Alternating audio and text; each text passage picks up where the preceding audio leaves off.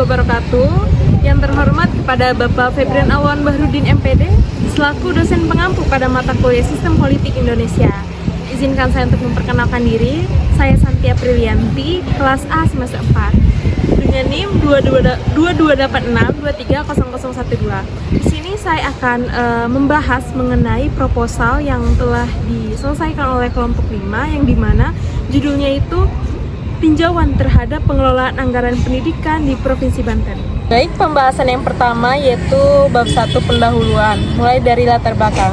Situasi pendidikan di Provinsi Banten mencerminkan realitas dari sebuah wilayah yang tengah mengalami pertumbuhan dengan berbagai pencapaian yang cukup menonjol, namun tetap diiringi oleh sejumlah kendala.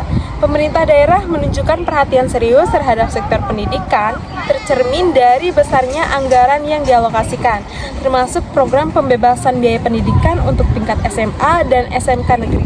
Kendati demikian, ketimpangan dalam hal kualitas dan akses pendidikan di antara daerah perkotaan dan pedesaan masih menjadi persoalan.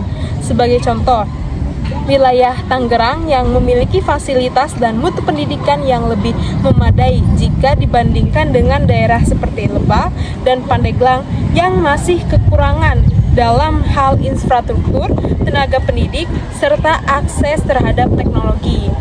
Partisipasi pendidikan ini cukup tinggi pada jenjang sekolah dasar, namun cenderung menurun saat memasuki tingkat menengah atas, yang umumnya disebabkan oleh faktor ekonomi dan kondisi geografis.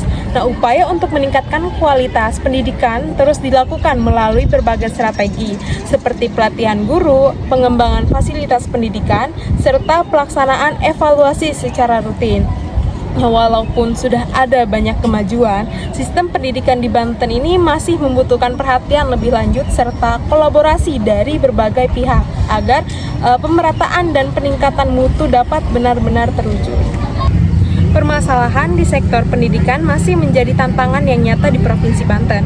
Seluruh elemen yang terlibat termasuk pemerintah, tenaga pendidik, institusi pendidikan, serta masyarakat luas perlu bekerja sama dengan merespon isu ini secara kolektif, terutama dalam menghadapi era globalisasi yang telah merambah seluruh aspek kehidupan.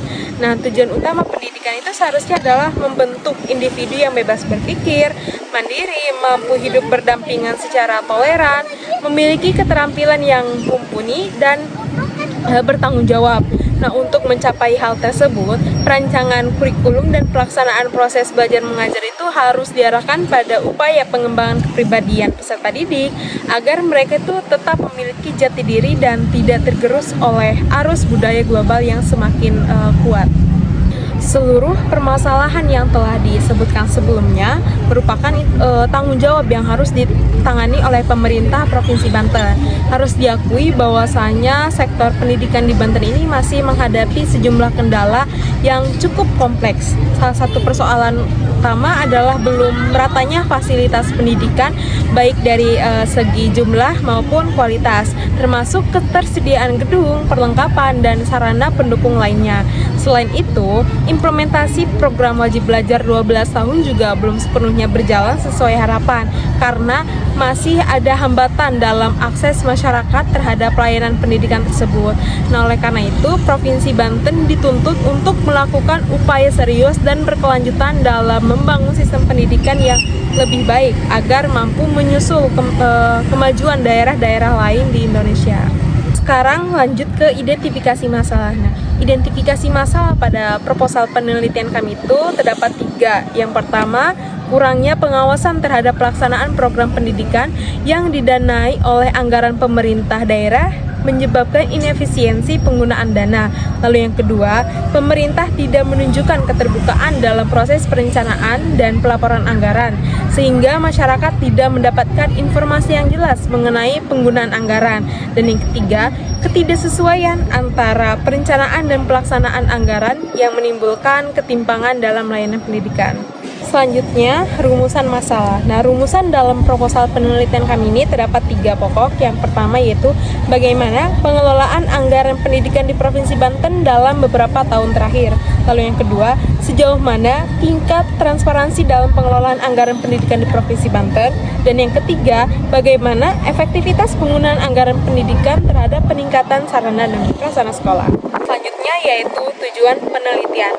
Yang pertama, untuk mengkaji bagaimana anggaran pendidikan dikelola di Provinsi Banten, mulai dari perencanaan, alokasi, distribusi, hingga penggunaan dana pendidikan. Lalu yang kedua, untuk mengetahui apakah pemerintah tidak menunjukkan keterbukaan dalam proses perencanaan dan pelaporan anggaran, sehingga masyarakat tidak mendapatkan informasi yang jelas mengenai penggunaan anggaran. Dan yang ketiga, untuk menilai apakah pengelolaan anggaran pendidikan yang dilakukan di Provinsi Banten ini berdampak positif terhadap peningkatan kualitas pendidikan, termasuk dalam hal kualitas guru, fasilitas pendidikan, dan hasil pembelajaran siswa. Selanjutnya mengenai manfaat penelitian. Nah, manfaat penelitian ini terdapat 2, yaitu manfaat teoritis dan manfaat praktis. Nah, manfaat teoritis ini dapat memperkaya teori tentang pengelolaan anggaran daerah, termasuk prinsip-prinsip transparansi, akuntabilitas, dan efisiensi dalam penggunaan dana publik. Lalu, membantu mengidentifikasi faktor-faktor yang mempengaruhi efektivitas perencanaan anggaran, seperti kualitas sumber daya manusia dan mekanisme pengawasan. Nah, sedangkan manfaat praktisnya yaitu informasi yang diperoleh dari pengamatan ini dapat menjadi dasar bagi pembuat kebijakan dalam menyusun strategi pengalokasian anggaran pendidikan yang lebih efektif sesuai dengan kebutuhan dan prioritas pendidikan di Banten.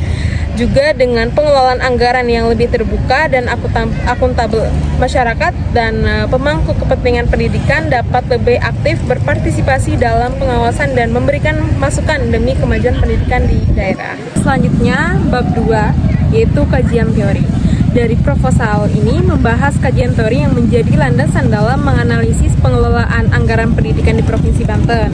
Terdapat 2 teori yang digunakan untuk mendasari penelitian ini, yaitu teori keuangan publik dari Musgrave dan teori desentralisasi fiskal dari ORTS. Nah, selain landasan teori, bab 2 juga mengulas beberapa kajian penelitian yang relevan.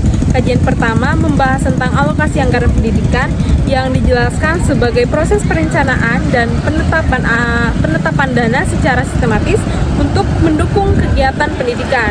Nah, pengelolaan anggaran yang baik harus memperhatikan kebutuhan seluruh pemangku kepentingan dan dilakukan secara profesional, transparan, serta inklusif. Nah, penelitian terdahulu juga menunjukkan bahwasanya perencanaan anggaran itu tidak berbasis data seringkali menyebabkan ketimpangan distribusi dana, terutama antara daerah perkotaan juga daerah pedesaan. Nah, kajian kedua ini berkaitan dengan efektivitas penggunaan anggaran pendidikan. Nah, efektivitas ini tidak hanya dilihat dari terserapnya anggaran, tetapi juga dari seberapa besar dampak penggunaan dana tersebut terhadap pencapaian tujuan pendidikan. Perencanaan yang matang, pelaksanaan yang transparan, serta adanya monitoring dan evaluasi yang konsisten menjadi faktor penting dalam memastikan penggunaan anggaran yang optimal. Nah, di sisi lain, budaya organisasi yang mendukung dan integritas aparatur juga turut mempengaruhi keberhasilan pengelolaan anggaran. Penelitian sebelumnya juga menunjukkan bahwasanya kurangnya transparansi dan lemahnya pengawasan berkontribusi terhadap inefisiensi dan potensi penyimpangan anggaran. Selanjutnya, kajian ketiga ini membahas dampak anggaran terhadap kualitas pendidikan. Nah, peningkatan alokasi anggaran pendidikan ini dapat meningkatkan kualitas pembelajaran, kesejahteraan guru, serta pengadaan sarana prasarana yang lebih baik. Namun demikian, jumlah dana yang besar tidak otomatis menjamin mutu pendidikan yang merata jika tidak disertai dengan pengelolaan yang efisien. Tantangan yang dihadapi meliputi ketimpangan alokasi antar wilayah, terbatasnya SDM yang ahli dalam perencanaan anggaran, serta keterbatasan pemanfaatan teknologi dalam pengelolaan keuangan. Kurangnya transparansi juga memperparah kondisi karena masyarakat tidak mendapat akses yang cukup untuk ikut serta dalam pengawasan penggunaan dana. Nah, bab ini menyimpulkan bahwa anggaran pendidikan itu bukan hanya soal besarnya angka yang dialokasikan, tetapi juga menyangkut bagaimana anggaran tersebut direncanakan, dikelola, diawasi, dan digunakan secara adil dan efektif. Nah, oleh karena itu, pengelolaan anggaran pendidikan ini harus berbasis pada prinsip transparansi, akuntabilitas, dan efisiensi, serta melibatkan seluruh pemangku kepentingan termasuk masyarakat. Selanjutnya pembahasan bab 3 yaitu metode penelitian. Yang pertama, metodologi penelitian. Kami peneliti ini memilih untuk menggunakan metode penelitian deskriptif dengan pendekatan kualitatif. Nah, alasan utama penggunaan metode ini adalah karena kami peneliti ingin menggali dan memahami fenomena yang terjadi di lapangan secara mendalam. Tidak hanya berdasarkan angka atau data kuantitatif, tetapi kami ini meneliti lebih pada realitas sosial yang berlangsung. Nah, yang dimana pendekatan ini tuh memungkinkan kami untuk menyelami permasalahan secara lebih detail dan menyeluruh. Dan berdasarkan pendapat Sugiono pada tahun 2019, metode deskriptif itu merupakan suatu pendekatan yang digunakan untuk mengolah dan menganalisis data dengan cara menyajikan dan menggambarkan data tersebut sesuai dengan kondisi aslinya tanpa melakukan perubahan, penambahan, maupun pengurangan terhadap informasi yang telah diperoleh. Nah, dalam konteks penelitian ini, pendekatan deskriptif kualitatif itu dianggap paling sesuai karena selaras dengan tujuan penelitian, yakni memperoleh pemahaman mendalam mengenai pengelolaan anggaran pendidikan di Provinsi Banten. Nah, selain itu, pendekatan ini sangat relevan untuk menjawab permasalahan yang bersifat eksploratif dan belum sepenuhnya jelas, serta bagaimana anggaran pendidikan dialokasikan dan tantangan apa saja yang muncul dalam pelaksanaannya. Dalam pendekatan ini, kami peneliti tidak menggunakan angka sebagai dasar utama dalam analisis, melainkan menekankan pada interpretasi terhadap data yang diperoleh dari lapangan, baik melalui observasi langsung, wawancara, maupun dokumentasi. Selanjutnya yang kedua yaitu pendekatan penelitian. Kami memilih untuk menggunakan pendekatan penelitian kualitatif karena pendekatan kualitatif ini adalah jenis penelitian yang mengutamakan pendekatan deskriptif dan analisis. Nah, dalam konteks ini, deskriptif itu mengacu pada upaya menggambarkan serta menjelaskan berbagai peristiwa, fenomena, dan kondisi sosial yang menjadi objek kajian. Sementara itu, aspek analisis dalam penelitian kualitatif ini melibatkan proses memahami, menafsirkan, serta membandingkan data yang diperoleh dari hasil penelitian untuk menemukan makna yang lebih mendalam.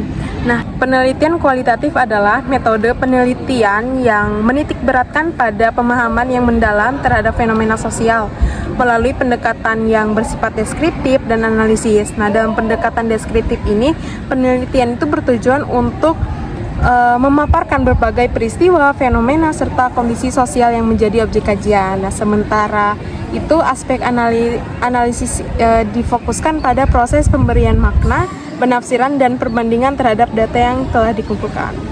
Selanjutnya, yang ketiga yaitu jenis penelitian. Nah, menurut Sugiono pada tahun 2018, metode deskriptif itu adalah jenis penelitian yang bertujuan untuk menggambarkan variabel mandiri, baik itu satu variabel atau lebih, yang berdiri sendiri tanpa melakukan perbandingan atau mencari hubungan dengan variabel lainnya.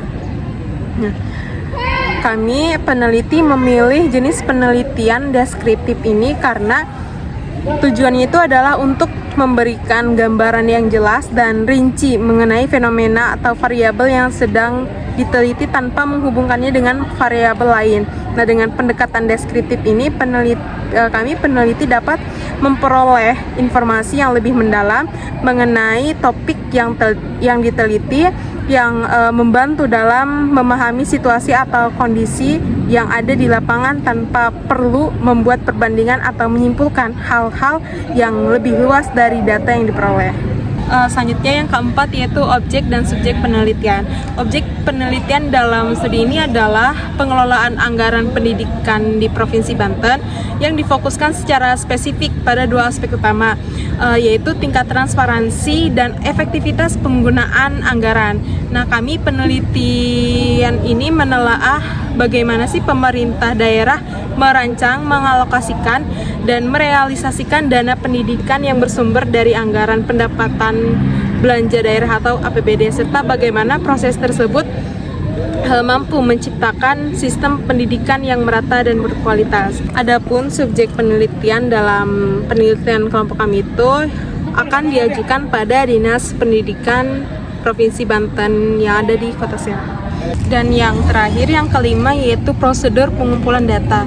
Nah, dalam penelitian ini kami menggunakan dua metode, yaitu yang pertama itu studi lapangan. Nah, dalam studi lapangan ini bisa melalui observasi yang dimana bertujuan untuk memberikan pemahaman lebih mendalam terkait pengelolaan anggaran pendidikan di Provinsi Banten. Juga melalui wawancara yang dimana kami peneliti ini dapat memperoleh jawaban secara relevan dalam konteks kejadian sehingga tercipta interaksi timbal balik antara pertanyaan dan jawaban.